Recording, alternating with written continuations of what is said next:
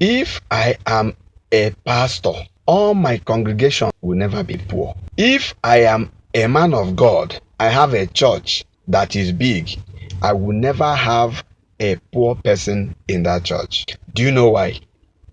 You that have big church, you that have big congregation, and there is still those who are eating from hand to mouth. Do something about it. Do you know what I will do if I am the owner of that church? I will calculate those my miracle have changed their life. I will calculate those God have changed their life. I will calculate those who drop offering from 100,000 to 200,000, who pay tithe from 50,000 to 500,000. I will call them and I will tell them, say, now God say make I call them. I will call them.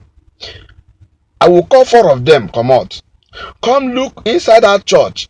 Come see people where know they chop food better.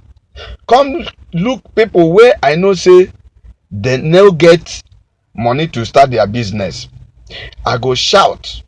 I say, Holy Spirit, now he tell me, say you, Mr. Man, or your Holy Spirit say, give this person 500,000 now.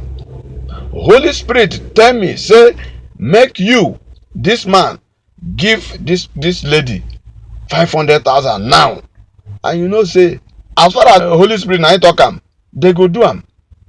And they don't empower 5 to 6 people in that church. And the people, instead of maybe they carry the ones, small ones where they sell groundnuts, come they put, that church go follow, help them. Carry somebody wey get money for that church, empower others.